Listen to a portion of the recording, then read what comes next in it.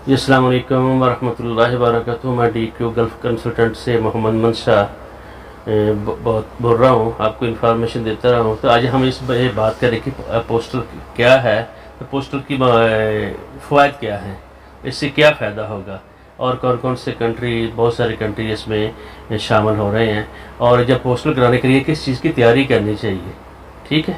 अब पोस्टल करने के लिए ये सबसे पहली बात ये है कि जो पाकिस्तान है, इनका जो मुआहदा हुआ था ना, तो वो 2022 में हुआ था, नवंबर 2022 में हुआ था इनका मुआहदा। अब ये पोस्टल जो स्टार्ट हुआ है 1 जून 2024 को शुरू हुआ है, और ये पोस्टल कराना किससे है और इसका फ़ायदा क्या है। कराना ही मुफा से ही है, यानी मुफा यानी फॉरेन ऑफिस, ठीक है, मिनिस्ट्री ऑफ फॉरेन अफेयर। और इसकी जो वेबसाइट है, अगर जाने के लिए वहाँ आप जाना चाहते हैं तो वो होगी मतलब apostle.mufa.gov.pk, ठीक है। और इसका मतलब ये है कि ये नहीं है डॉक्यूमेंट आपने ले लिए और अब मुँह उठाकर मतलब आदमी चल पड़ता है, भैया मैंने वो पोस्टल कराने हैं, वहाँ चला जाता हूँ तो ये हो जाएंगे। देखें, पहले तो ये बहुत सारे कंट्री हैं जो इसमें मतलब इन्वॉल्व हैं, वो आए हुए हैं। तो उसका ये मुस्लिम कंट्री बहुत से सारे, अल्बानिया है, अर्जेंटीना है, और बहुत जितने भी हैं, ये 100 से 140 से ज़्यादा कंट्री हैं जो इसमें। और उसका मतलब ये है कि आपने जो डॉक्यूमेंट तस्दीक कराने थे पहले, वो आपको अब एम्बेसी नहीं जाना पड़ेगा, आप पोस्टल कराएंगे।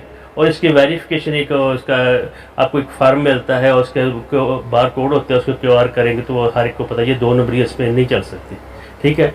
दूसरा, ये जब करा लेते हैं तो पूरे जितने भी कंट्री हैं एक ही दफ़ा जो डॉक्यूमेंट के किसी भी कंट्री में जाने के लिए आपको आए दिन पोस्टल भी नहीं कराना पड़ेगा, आए दिन एम्बेसी भी नहीं जाना पड़ेगा।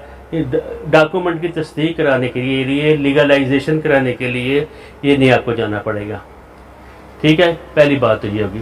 दूसरी बात है, कोई आपने जो डॉक्यूमेंट लेने हो तो उनकी कुछ तैयारी करके जानी होती है ना। आपने निकाहनामा ले लिया, बेफार्म लिया, मैट्रिक की सनद ले ली और दूसरे डॉक्यूमेंट ले लिए, और डॉक्यूमेंट जो हैं वो उसमें बहुत सारे उन्होंने वो बताए भी हुए हैं, एजुकेशनल डॉक्यूमेंट होते हैं और दूसरे लीगल डॉक्यूमेंट होते हैं। मैट्रिक की सनद मिसाल के आपने ले ली है, तो उसके लिए आप क्या करेंगे, उसको पहले तो आप कराएंगे मतलब अपने स्कूल बोर्ड से कराएंगे, फिर उसके बाद आप वहाँ से अपने IBC से कराएंगे, फिर उसके बाद मुफा जाएंगे या पोस्टल कराएंगे, यानी फॉरेन अफेयर्स जाएंगे और वहाँ से पोस्टल कराएंगे। और उसके पहले आपको उनकी मतलब अपॉइंटमेंट लेनी पड़ेगी, ये भी ज़हन में रखें। और हकीकत में जो डॉक्यूमेंट हैं वो आपके जो होते हैं ना, यानी पर्सनल डॉक्यूमेंट होते हैं, वो होते हैं, उनकी फ़ीस भी मैं आपको थोड़ी थोड़ी बता देता हूँ। वो फ़ीस 500 रुपये जो पर्सनल डॉक्यूमेंट है उनकी ओरिजिनल जो फ़ीस है, और लीगल डॉक्यूमेंट जो होता है उसके तकरीबन 700, यानी इस तरह स्टाम्प पेपर, अथॉरिटी लेटर, कोई इस तरह का। जो एजुकेशनल डॉक्यूमेंट है उसकी 500 रुपये फ़ीस होगी। जो कमर्शियल होते हैं, जो बिज़नेस के डॉक्यूमेंट होते हैं, और वहाँ का रिलेशंस लेना होता है, आपने कमाई करनी होती है, आपके बिज़नेस तैयार करना होता है, वो भी आपको वो उसकी 3,000 रुपये फ़ीस है, ठीक है। और ये है कि आपने पहले अपॉइंटमेंट लेनी है। अपॉइंटमेंट लेने वो पहले मुख्तलिफ उसके भी तरीके चेंज हो रहे हैं, कभी किसी को खोल देते हैं, कभी किसी को खोल देते हैं। आजकल ये है कि अपॉइंटमेंट उसी दिन की भी आ रही है, यानी सेम डे की। तो और सिर्फ पोस्टर जो है ना, सिर्फ अभी तक ये इस्लामाबाद में ही जारी हुआ है।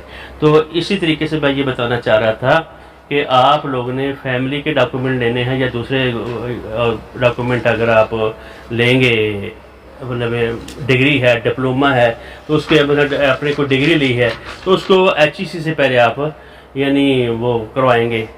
HEC करवाने के लिए फिर उसके बाद यानी अपने पोस्टल के लिए आएंगे।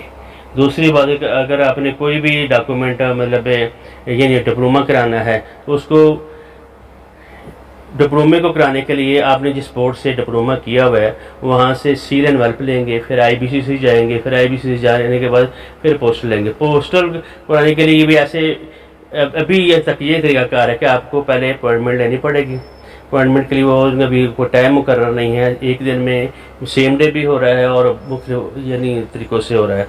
तो इसका फ़ायदा ये है कि आपने एक दफ़ा डॉक्यूमेंट तस्दीक किया। बहुत सारी कंट्री, 100 से ज़्यादा कंट्री हैं जिनके जाने के लिए ये फॉर एवर हो जाएगा आपके लिए, ठीक है।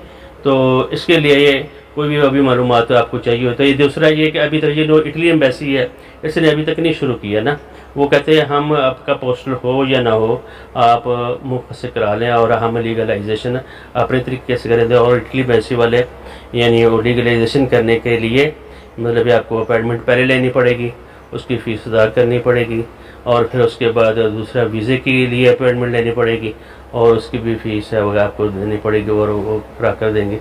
तो इसका फ़ायदा ये है कि आप एक दफ़ा करा लेंगे तो पूरे फॉर एवर हमेशा के लिए आपके डॉक्यूमेंट जो है ना, फिर आपको किसी भी एम्बेसी में जाने की ज़रूरत नहीं होगी। जिन एम्बेसियों ने अभी तक नहीं माना वो भी इंशाल्लाह ऐसा ऐसा वो उनको मानना पड़ेगा, उनको इसी में आना पड़ेगा।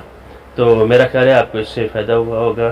चैनल को सब्सक्राइब करें, शेयर करें और लाइक करें, तो इंशाल्लाह आप भी आइंदा और भी आपको मालूमात अच्छी मिलती रहेंगी। अस्सलाम वालेकुम वरहमतुल्लाहि वबरकातुहू। जिस तरह कि मैंने पोस्टर की आपको वो बताया है और के साथ साथ आपने ये चीज़ें डालनी होती है और उसमें भी ये आप ये करेंगे। पहले आपको यानी अपना नाम डालना पड़ेगा, CNAC डालना पड़ेगा, मैं ये बता देता हूँ। साथ ईमेल एड्रेस डालना पड़ेगा, आपको टेलीफोन भी डालना पड़ेगा, फिर डेट डालनी पड़ेगी, जो अवेलेबल अपॉइंटमेंट हैं तो वो भी आपको डालेंगे। तो फिर उसके बाद वो आपको मिल जाएगी और जो बंदे जिसने अपने नाम से ली हुई है वो ही डॉक्यूमेंट लेकर जाएगा, दूसरा नहीं जा सकता। ठीक है, जज़ाकल्लाह खैर। और भी कोई मालूमात हो तो इंशाल्लाह हम आपके लिए ज़रा बारकल्लाहु फ़ीक। अस्सलाम वालेकुम वरहमतुल्लाह।